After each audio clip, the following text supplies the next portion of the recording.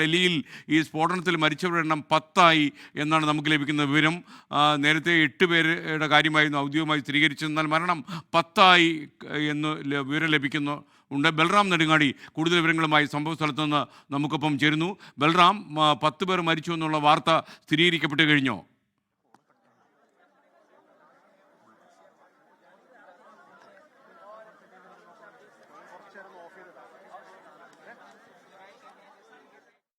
ിലെ പ്രധാനപ്പെട്ട മാർക്കറ്റുകളൊക്കെ താൽക്കാലികമായി അടച്ചു എന്നുള്ള വാർത്ത കൂടി ഡൽഹിയിൽ നിന്നും അച്യുതൻ റിപ്പോർട്ട് ചെയ്യുന്നുണ്ട്. കർക്കശമായ ജാഗ്രതാ നിർദ്ദേശത്തിലാണ് ഇപ്പോൾ ഡൽഹി നഗരം. ഡൽഹി കനത്ത സുരക്ഷാ വലയത്തിൽ അമർന്നു കഴിഞ്ഞു. എന്തായാലും ഈ ഡൽഹിയിലുണ്ടായ ഈ സ്ഫോടനത്തിൻ്റെ പശ്ചാത്തലത്തിൽ എല്ലാ മുക്കും മൂലയും ഇപ്പോൾ പോലീസ് അരിച്ചു പറക്കുന്ന ദൃശ്യമാണ് ഡൽഹിയിൽ കാണുന്നത്.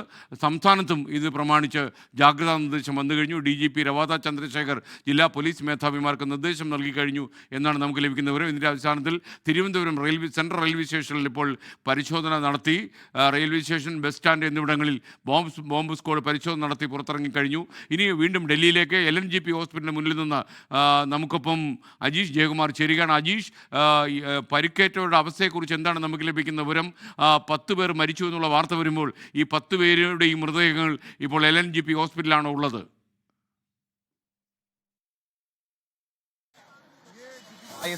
നമുക്കിപ്പോൾ ഔദ്യോഗികമായിട്ട് കിട്ടുന്ന വിവരമനുസരിച്ച് 8 പേർ LNGP ആശുപത്രിയിലേക്ക് എത്തിക്കുന്ന മുമ്പ് മരണപ്പെട്ടു എന്നുള്ളതാണ് നമുക്ക് ഏറ്റവും ഒടുവിലായിട്ട് ലഭിക്കുന്ന വിവരം. അനവധികമായിട്ടുള്ള ചില കണക്കുകളൊക്കെ, റിപ്പോർട്ടുകളൊക്കെ ഈ ചില ദേശീയ മാധ്യമങ്ങളിലൊക്കെ കാണുന്നുണ്ട് 10 പേർ മരിച്ചു എന്ന്. പക്ഷെ നമ്മൾ ഈ ആശുപത്രിയിൽ ഉള്ളിൽ നിന്ന് കിട്ടുന്ന വിവരമനുസരിച്ച്, ഏറ്റവും ഒടുവിലായി കിട്ടുന്ന വിവരമനുസരിച്ച് 8 പേരാണ് മരിച്ചത്. ഇതിൽ 16 പേരെ ഈ ആശുപത്രിയിൽ ചികിത്സയിലുണ്ട്. ഇതിൽ 3 പേരുടെ നില ഗുരുതരമാണ്. ആകെ ഇങ്ങനെ 24 പേരാണ് ഈ ആശുപത്രിയിൽ നിലവിലുള്ളത് എന്നുള്ളതാണ് ഏറ്റവും ഒടുവിലായി നമുക്ക് ലഭിക്കുന്ന വിവരം. എല്ലാവരും തന്നെ, അതായത് ആ സ്ഫോടനം നടന്ന സ്ഥലത്ത് നിന്ന് അവിടെ പരിക്കേറ്റവരെല്ലാവരും തന്നെ LNGP ആശുപത്രിയിലേക്ക് തന്നെയാണ് എത്തിച്ചത് എന്നുള്ളതാണ് നമുക്ക് ഏറ്റവും ഒടുവിലായി ലഭിക്കുന്ന വിവരം. അതിൽ 3 പേരുടെ നില അതീവ ഗുരുതരം എന്നുള്ളതാണ് ഏറ്റവും ഒടുവിലായി മെഡിക്കൽ സൂപ്രണ്ടിന്റെ പുറത്തിറക്കി അല്ലെങ്കിൽ അറിയിച്ച ഒരു വിവരം. ഇത് ദേശീയ മാധ്യമങ്ങളുടെ അടക്കമില്ല ഇവിടെ ഉണ്ട്. ഇവിടേക്ക് ഇനി കൂടുതൽ ഒരുപക്ഷെ ആ ഭാഗത്ത് പരിശോധന, തെരച്ചിലുകൾ എപ്പോഴും നടക്കുകയാണ്. ഈ ഭാഗത്ത് ഏതെങ്കിലും തരത്തിൽ ഈ ആംബുലൻസുകൾക്ക് കടന്നു പോകാനുള്ള ഒരു വഴി തടസ്സം ഉണ്ടാകാതിരിക്കാൻ പോലീസ് കനത്ത സുരക്ഷ, ലോകത്തെവിടെയായാലും ഏത് സമയത്തും 24 വാർത്തകളും ഓഗ്മെന്റഡ് റിയാലിറ്റി പാക്കേജുകളും